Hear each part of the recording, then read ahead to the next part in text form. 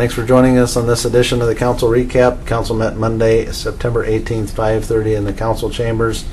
First order of business was a public hearing for a tax abatement, 1712 22nd Avenue Southwest down by Primrose.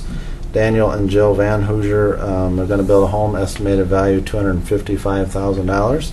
The project was in conformance with the city's adopted tax abatement property taxes for 5 years. Council approved that project. I think that takes us to 14 this year of approvals that we've done of new single-family homes under that program. We awarded bids for Nelson Lift Station reconstruction. We awarded the bids for that project.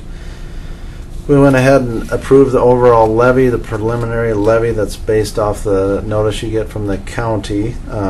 Council approved that. We think it's 11.2% increase. Some of the projects that we'll be looking at, we're hiring a new person to monitor the buildings for energy efficiency and just general building maintenance for a community our size, as well as the number of different buildings that we have. We've really had sort of department heads working with city engineer on some of those projects for, say, like a boiler at the library.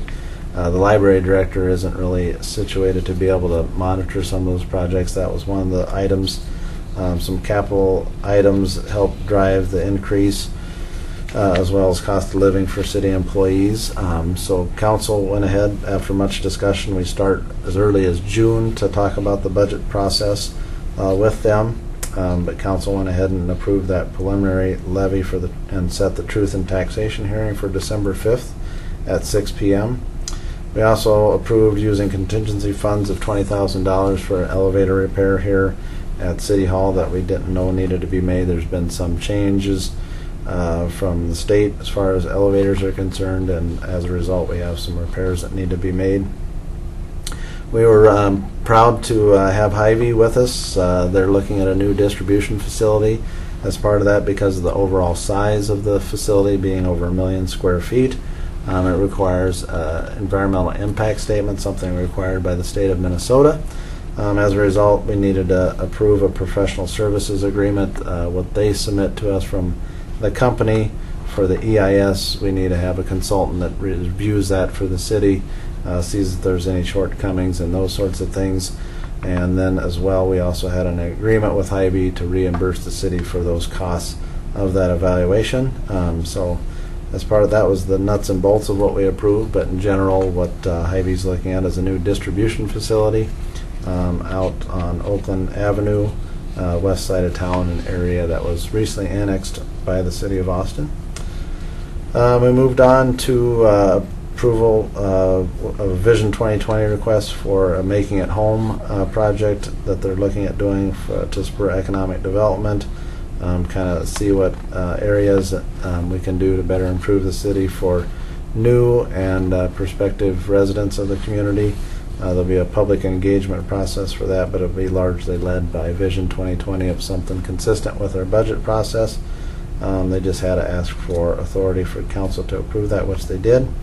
We had a petition for annexation. We've gotten a petition from Vern and Virginia Carrot to annex property out north of the Target. That would come in as B2 commercial. Council approved that request, as well as it'll go before Lansing Township on Wednesday. We approved a condominium plat for Grove Street LLC. This is in relation to the bakery artwork center.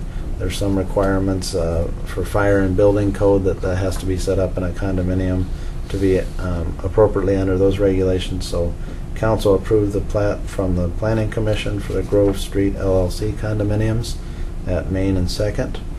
We had a donation to the city of Austin, and we also approved a brewer tap room and beer off sale and Sunday growler license for K&J Holding LLC. That'll be doing business as the Angry Hog Brewery and Tap Room. So that'll be exciting to welcome a brew pub to the community. This was a process that the city started about 2 years ago to have ordinances in place to be able to allow for this, and I think they've been working on it for about a year. So it's great to see them moving forward. We also granted the Planning and Zoning Department power to contract for the removal of junk and illegally stored vehicles at 5 different properties. So we council approved those actions by the Planning and Zoning Department. October 13th and 14th, we have the Halloween warm-up coming. If you're interested in doing that out at the Nature Center, always a fun activity for families. Please work to get your tickets. I believe they're available at Superfresh. We also made mention of the Welcoming America events that are going on through the community to welcome newcomers, immigrants to the community, and welcoming them to Austin. So there's still a few events available. If you go to the city's webpage, you can see those. ci.austin.mn.us. Visit us on the web. Otherwise, if you have any questions on this or any other matters, please feel free to give me a call. 437-9941. Otherwise, have a great day. Thanks so much.